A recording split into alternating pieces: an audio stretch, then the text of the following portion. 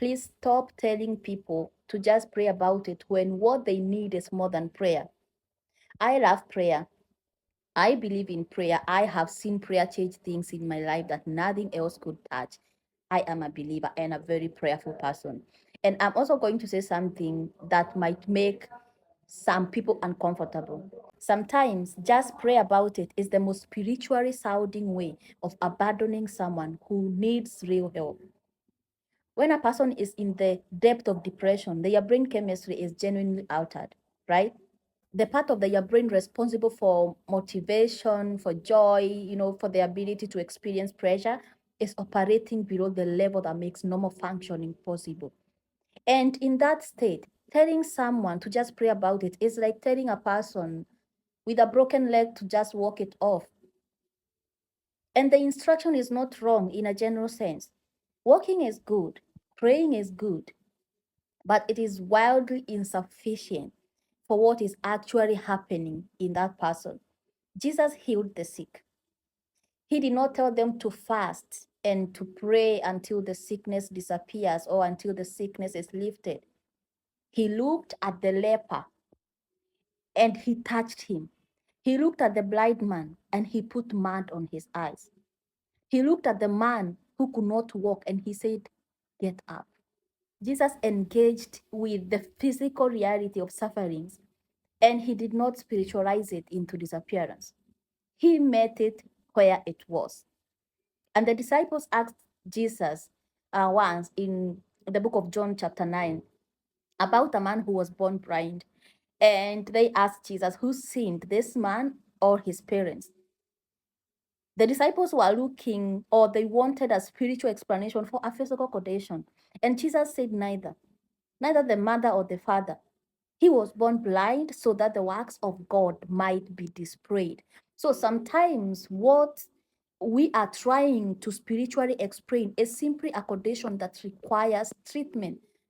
And this treatment is the display of God's provision.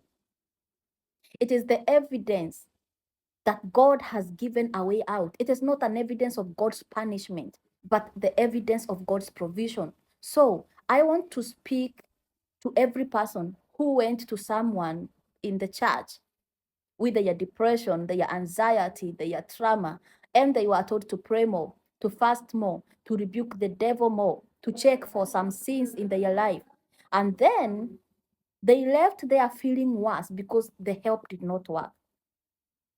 And then they started questioning their faith because they could not pray their way out of a condition that required help, clinical support, maybe medication. You are not failed by God. You are failed by a framework that was too small for what you are experiencing at that moment. Prayer is the first response and a constant companion. We are told by the Bible, by the word of God, to pray consistently or to pray without ceasing.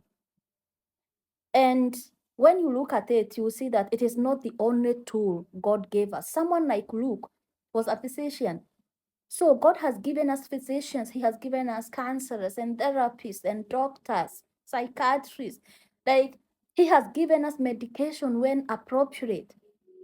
God has given us community and honest conversations and safe spaces, to feel what we are feeling at the moment. He gave us all of it because He knew we would need all of it. So if you are struggling today, pray, absolutely pray. And also call the therapist, book the appointment, tell a safe person the truth about how you are doing and what you are going through.